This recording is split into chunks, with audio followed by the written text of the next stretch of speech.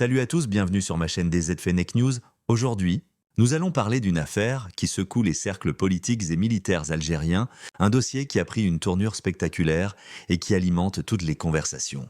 Il s'agit de l'histoire de Nasser El-Djinn, de son vrai nom, Abdelkader Haddad, un général spécialiste de la lutte antiterroriste et du renseignement, qui a longtemps été une pièce maîtresse du dispositif sécuritaire algérien avant de devenir l'un de ses plus grands cauchemars. Son parcours, sa disparition, puis sa fuite confirmée en Espagne et les conséquences politiques qui s'ensuivent sont tout simplement dignes d'un scénario de film. Pourtant, tout est bien réel et c'est ce que nous allons analyser ensemble aujourd'hui. Nasser El-Djinn n'est pas un inconnu en Algérie. Ancien patron de la sécurité intérieure, figure redoutée dans les cercles militaires, il a dirigé des opérations sensibles contre le terrorisme et possédait une connaissance profonde des réseaux de renseignement du pays. Mais en mai 2025, tout bascule. Il est limogé et placé sous surveillance stricte, presque assigné à résidence dans un climat de méfiance et de règlement de compte au sommet de l'État. Quelques mois plus tard, c'est la stupeur. Il disparaît mystérieusement, échappant aux filets sécuritaires supposés hermétiques de l'armée algérienne. Barrages routiers, hélicoptères, ratissage, rien n'y fait. En quelques heures, l'homme le plus surveillé du pays se volatilise, plongeant Alger dans une véritable psychose. Les rumeurs vont bon train. Certains affirment qu'il aurait bénéficié de complicité au sein même de l'armée pour s'échapper. D'autres évoquent une fuite rocambolesque à bord d'une simple embarcation rapide, comme un clandestin traversant la Méditerranée. La version la plus commentée reste celle d'une arrivée sur les côtes espagnoles, près d'Alicante, où il aurait trouvé refuge. Ce qui choque, ce n'est pas seulement la fuite elle-même, mais la manière dont elle met en lumière les failles béantes de l'appareil sécuritaire algérien. Comment un général de ce rang, surveillé jour et nuit, a-t-il pu franchir toutes les barrières et se retrouver en Europe sans être intercepté? La question hante encore les autorités et expose le régime à une humiliation sans précédent. En Algérie, les conséquences sont immédiates. Une traque de grande ampleur est lancée, avec déploiement de forces considérables, multiplication des contrôles, interrogatoires, limogeages en cascade.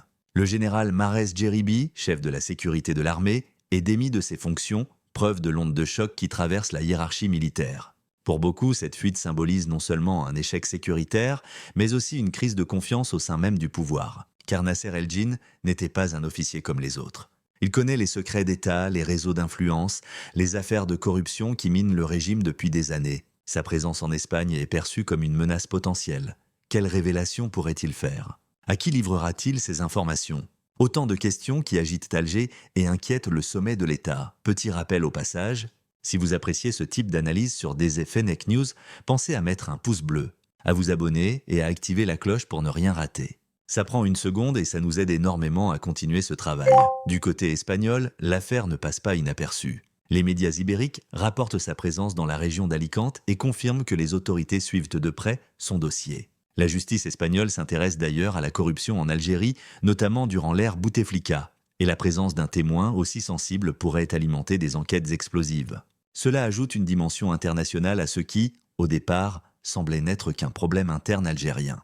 Pour l'Union européenne, voir un ancien maître du renseignement algérien réfugié sur son sol, c'est aussi une source d'attention et peut-être d'opportunité, car ces informations pourraient s'avérer précieuses dans le cadre de la coopération sécuritaire en Méditerranée. Pour comprendre la portée de cette affaire, il faut se pencher sur ce que représente Nasser El-Djinn. Ancien proche du pouvoir, artisan de la lutte antiterroriste dans les années 2000, il a accumulé une expérience et des données sensibles sur les menaces, mais aussi sur les compromissions du régime. Son éviction en mai 2025 illustre la guerre interne qui secoue le sommet algérien où alliances et rivalités se succèdent. Certains disent qu'il a payé le prix de ses ambitions, d'autres qu'il est victime de règlements de compte. Mais sa fuite en Espagne, elle, prend une dimension symbolique. C'est comme si l'un des piliers de la maison sécuritaire algérienne s'était effondré, emportant avec lui des secrets capables d'ébranler l'édifice. Politiquement, cette affaire met le président Tebboune et son entourage dans une position délicate. Alors que le pouvoir tente de se montrer fort, de contrôler l'appareil militaire et de sécuriser sa légitimité, la disparition puis la fuite de Nasser El-Djinn exposent une faille béante. Pour l'opinion publique déjà marquée par les difficultés économiques, la corruption et les désillusions politiques, ce scandale est un révélateur. Même ceux qui tenaient les leviers du pouvoir peuvent se retrouver en disgrâce et chercher protection ailleurs. Pour les opposants, c'est une preuve supplémentaire que le système est fracturé et que les équilibres au sommet sont instables. Mais la question centrale reste, que va faire Nasser El-Djinn maintenant qu'il est en Espagne? Comptera-t-il demander l'asile politique? Acceptera-t-il de collaborer avec la justice espagnole? Va-t-il livrer des secrets qui pourraient mettre en danger ses anciens alliés?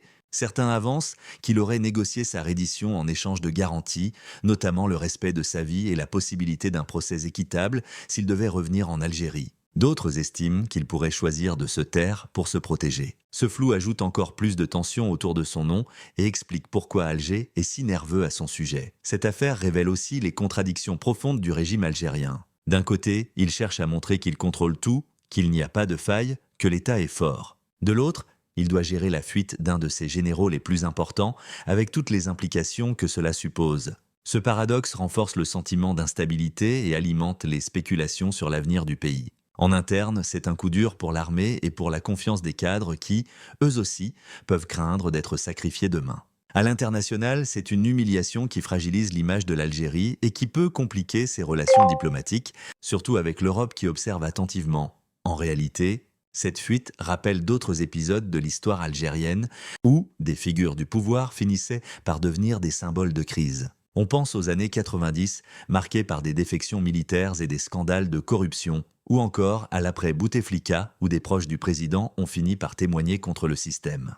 Nasser El-Djinn s'inscrit dans cette continuité, mais avec une différence majeure. Son profil de spécialiste du renseignement le rend infiniment plus dangereux. Un homme qui connaît les coulisses du pouvoir, les réseaux parallèles, les circuits financiers, et qui se retrouve soudainement hors de portée de ses anciens supérieurs, c'est un cauchemar pour n'importe quel régime. Certains analystes estiment que cette affaire pourrait accélérer des purges internes, pousser à une réorganisation de l'armée et même fragiliser les rapports entre civils et militaires en Algérie. Elle pose aussi la question de la confiance entre alliés. Si un homme de ce rang a pu s'échapper, qui peut garantir la loyauté d'autres officiers de haut niveau?